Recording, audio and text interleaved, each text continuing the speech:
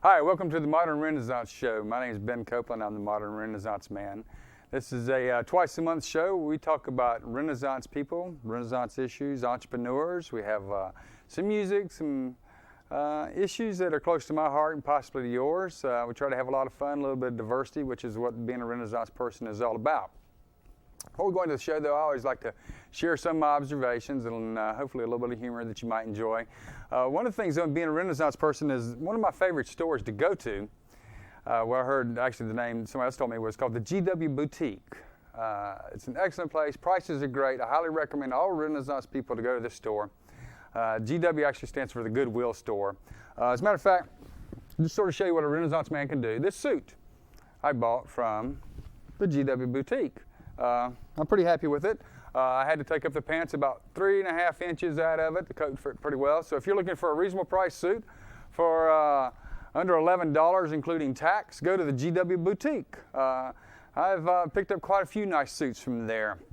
It's a great place to go. There's some good ones that evidently those well-to-do people who have outgrown their stuff or something like that give away some really neat clothes. And if you don't like the clothes, what you can do is we're filming now, and it's in early September, so you won't probably be seeing this until about November or something like that. But if you don't like what you get, blame George Bush. That's the easiest thing. That's how I've started what's seen is if you don't like something, blame George Bush. I know last night my daughter Kate, she didn't want to go to bed, and I just wanted to call at the White House and say, George, it's your fault, buddy. You know, what are you going to do about this? Help me get my daughter to bed. Obviously you just don't care anymore. You know you're not going to get reelected. Traffic's bad. It's got to be George's fault. So let's all get on the bandwagon now. Just blame George for everything. So I'm sure anything you can think of that you want to blame somebody for, we can probably come up and finger Bush about it. Other thing that I found sort of interesting is have you been watching the reality shows? That to me is the biggest joke TV out today. I mean, the humor is the fact that they're so fake. All this stuff is staged. There's one that's the King Queen of the Jungle thing, and that is so hokey. I'm like, this is reality TV. Oh, goodness gracious, the fake stuff has got to be outrageous. Other things that one of my sources for a lot of my thought-provoking comments is watching the Charlotte-Mecklenburg School Board meetings. Usually when I really need to fall asleep and I just can't seem to do that, I can dial into it for a while. And either I just become really angry or I'll just fall right out there on the couch. A lot of people say, why do I bash CMS? Yeah. One of the things, though, is what right do I have to bash CMS? I have a lot of friends and their children goes to Charlotte-Mecklenburg Schools. Well, I'm actually a graduate of Charlotte-Mecklenburg Schools. I went through 12 years. I have a stepson who went through 12 years, so I think I have pretty much every right to say what I want to about Charlotte-Mecklenburg Schools, CMS. And I've sort of come to the conclusion that CMS doesn't really stand for Charlotte-Mecklenburg Schools anymore. It's a new acronym. It sort of means something like can't manage stuff. And that's sort of where I see Charlotte-Mecklenburg has gone to. Another observation that I have is eHarmony thing, this thing of putting people together. Have you been watching these commercials? All the men are like 6'2". All the women are like 24, 36 figures. They're all about 6 inches shorter than the men. They're all beautiful people. Where is the country bumpkin guy from rural Gastonia, who, weighs in at about 325. I can talk about Gastonia, the gateway to Charlotte. Where are these people? We're the ones that, they get onto the online chats and they say, they're, blonde hair, blue eyes, 6'2", and they're really about, 5'6", 230, 240, 215 pounds, and got stain from chewing tobacco on the side of their lips. Where are these people? On the love.com kind of things. I guess they're not out there. Other thing I want to share with you, this dates back to my childhood, early memories of childhood. There used to be a candy, and I'm not going to mention the name of the candy, but they put out a thing that was a drawing, and you had to guess what you thought the drawing was. And I remember as a child, I was probably in about the second grade, and I seen it what I thought the drawing was. And I remember the drawing, I don't remember at all what I called it. But they sent me back this book that has actually struck a nerve with my life forever, a very thought-provoking book. It was called The Elephant Joke Book. There's a little joke out of it that is sort of funny in my household for some people not. But I want to share this joke with you. Tarzan is out in the jungle. Okay. The elephants start coming. Tarzan says, "Look, here come the elephants." Well, what do you think Tarzan said when the elephants started coming and they had on sunglasses? He didn't know. He didn't recognize them. But don't bump. I love it. Anyway, once again, we're gonna have a guest this week, a young entrepreneur. I'll talk some about him later. I'm very excited to have him here. We'll be introducing him and a new topic for tonight's show. And what I'd like to switch to now is a little bit of the more serious side of the show. I call the soapbox.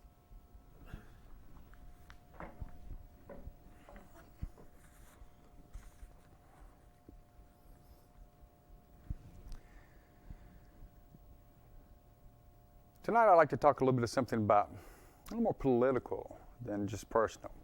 I want to talk about global competition. And that's sort of out of line with generally what I talk about, which are generally more people issues. But this to me is a people issue, global competition.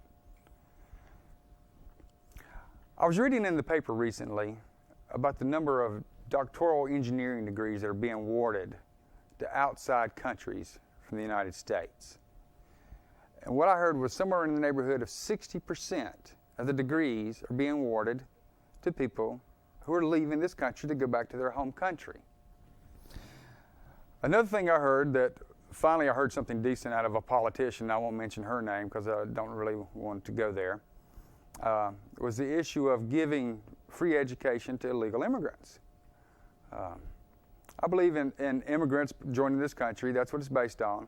But if they're illegal, I'm sort of curious as to why we're paying for their college education when we're not paying for all the students' educations. In the global economy that this country is now getting involved with, we have to be more creative than we ever were. Competition with countries, particularly the communist countries, is a losing battle. They can pay wages that basically hardly even would buy us lunch for a day, let alone what the average American needs to make in the course of a week to a month. So we're not going to even be able to compete. And we have companies, General Electric is one of them, and some others are going into communist countries, and they're putting in facilities. Microsoft is another one. They're building their facilities. They're exploiting the cheap labor that are available in those countries. You will not be able to compete with that type of labor. I'd like to know what is going to be done about it in this country. Production's leaving with these type of companies. They're taking the production to these other countries. How do we compete? Look at the number of goods. I've been watching occasionally the trade deficit. I don't think we're faring very well in the trade deficit. Jobs are leaving. We have CEOs of companies, they're basically looking at fast food profits. They're not looking at long term. This country used to be built on visionaries. We have heads of companies that are basically looking at next quarter's returns. They'd like to have a hamburger and some fries with their profits. I'm not impressed with that type of leadership. I've seen some companies, unfortunately I've been exposed to a company here recently that I'm very impressed with the leadership. They seem to have some visionaries that look beyond 2 or 3 months. of work. Where are our heroes for our children at? If you look at the television children these days, we have cartoons that aren't even made in the United States anymore. I don't even think we can compete on the cartoon level anymore. So we're losing animation. We're losing children's entertainment. It's all being produced out of foreign countries. The thing that really concerns me probably out of all this the most is that we're giving up on a lot of young people who could contribute to the vision and improving this country. The global deficit is going to get worse as long as education is not provided for our young people in schools. I'm actually in favor of socialized education. I think anybody who can make a decent grade and doesn't flunk out deserves a college education. I think if they make a good enough education 4 years, they should be able to go on to the next level and to the next level. We need to have our master's degrees and our doctorate degrees awarded to people who are residents and citizens of the United States. That's all I like to say. We need the vision in this country in business that small business entrepreneurs have. They're thinking long term. They're not thinking next week, next month, or a couple months. They're thinking about what they're going to be doing in 5 to 10 years. That's what the way it used to be in business in this country. We need to see some big CEOs and some of these big Harvard and Yale MBA people thinking about the future. You know, step down and pretend they're a small business person and not looking at the short-term profits. You know, the fact that they can lay people off real quick to make some profits. We need some vision. We need that small business vision in bigger levels. And that's the way I feel. And now what I'd like to do is turn a little bit of the show over here to my musical co-host, Trip Rogers, and with our guest again back this week, Jeff Chester. And with that, let's listen to some tunes.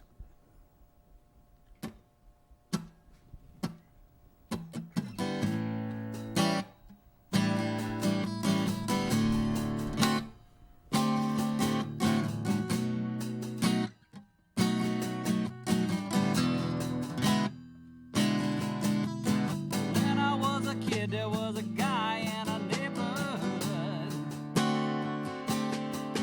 drove a primered El Camino with a blower sticking through the hood.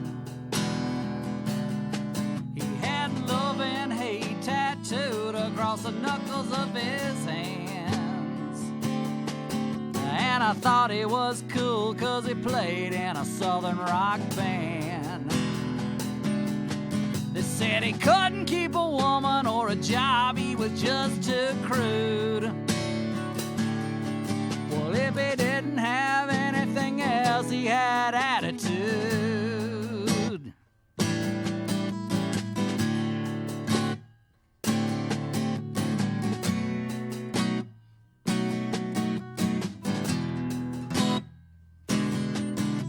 Well, my little sister's got a husband and a house full of kids. And she minds her P's and Q's 'cause she always did. You would never take offense at anything that she might say, but when she wrinkles up her brows, you can bet she's gonna get her way. And she never gets loud or mean or nasty or rude. But make no mistake, baby sister's got attitude.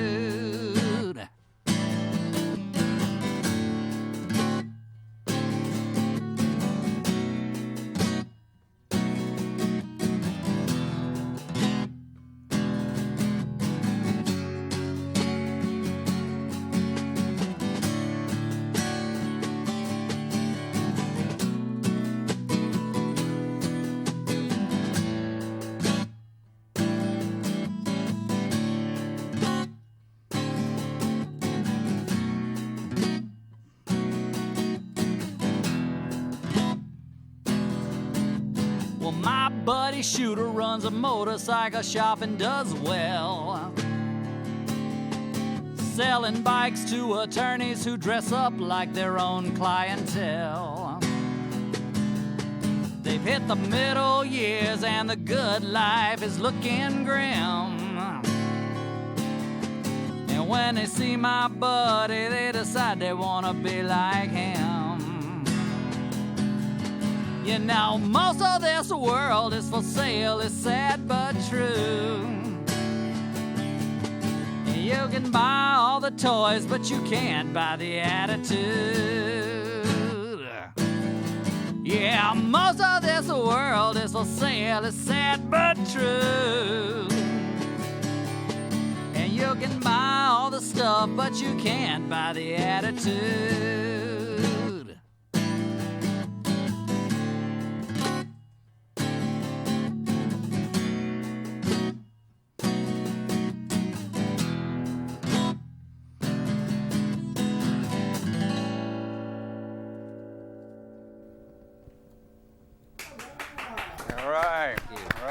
All right.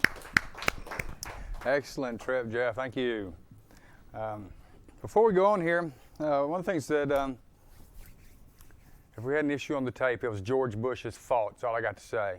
You know, blame George. If you have a problem with something you see on the show, please send George the blame mail, not me. Thank you.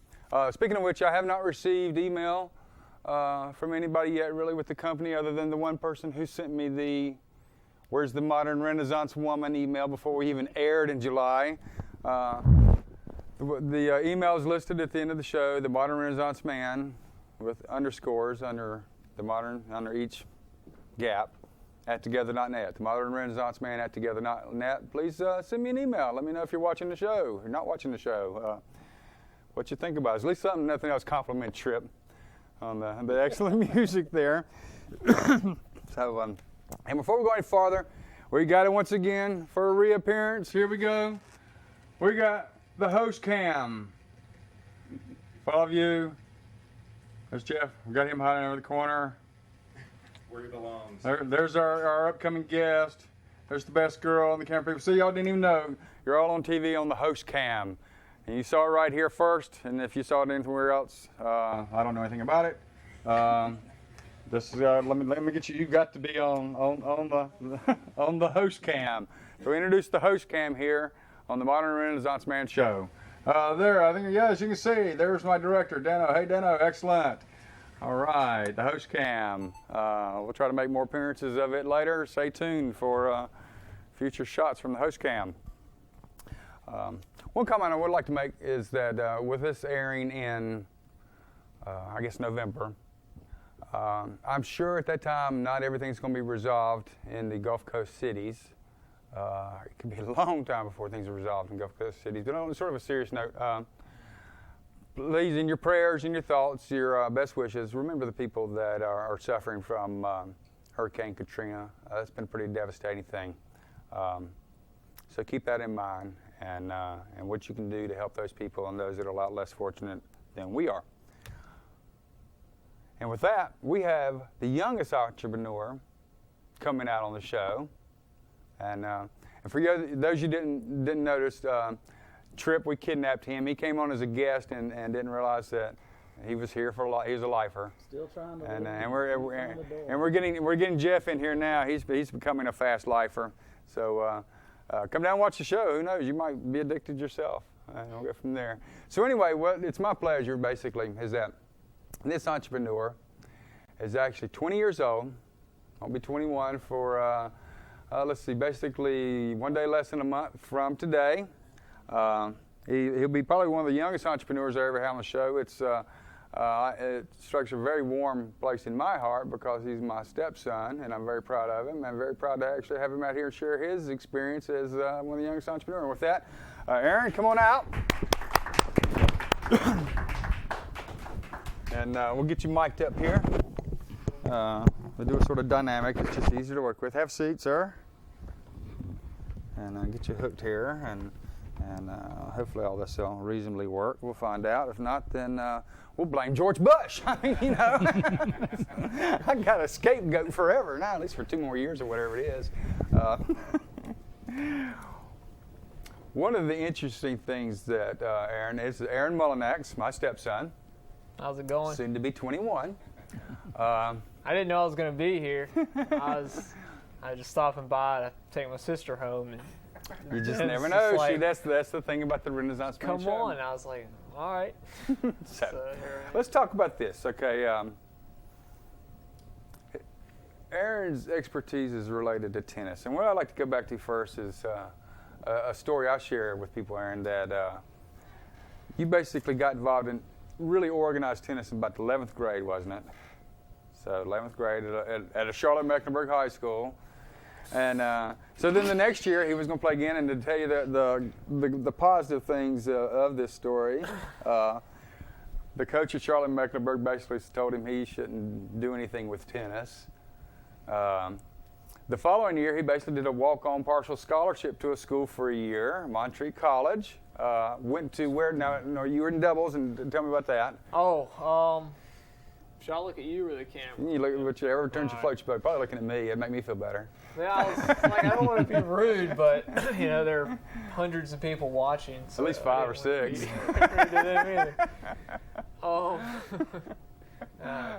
But in college, I connected with a guy over there who I played doubles with, and he lived right down the hall from me. And I went to Montreat College, by the way. We're the first doubles team ever in Montreat College to get to the conference finals in doubles. Montreat, real small.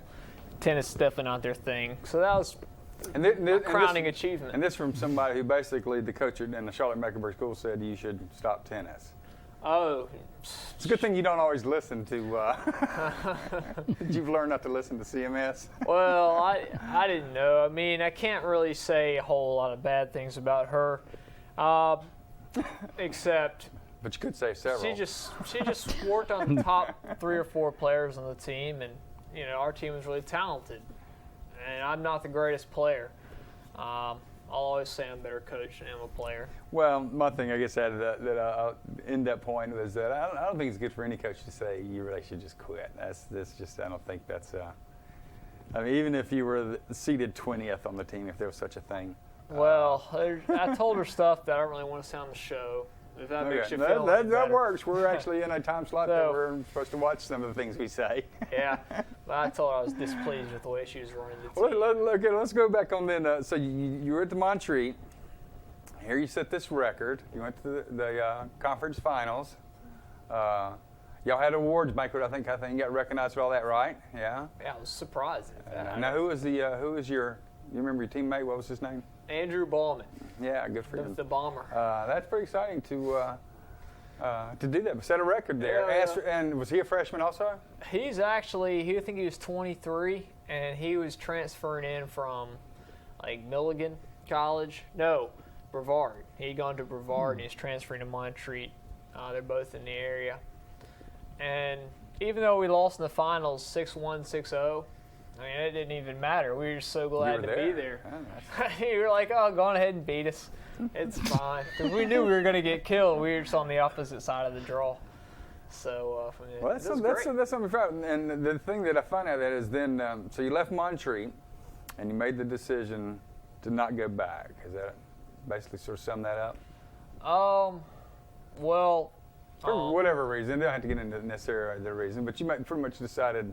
Yeah, that was not the talk time. about that for a good hour. Just several things. Well, let's talk about what you decided to do. Illegal immigrants taking our money, and that was a big decision. And I just felt I got a job in the summer, between college and the second year, and I just decided this is what I want to do. So I've started teaching ever since. And now, you had some private students to begin with, right? Yeah. And then, so you got your USTA certification.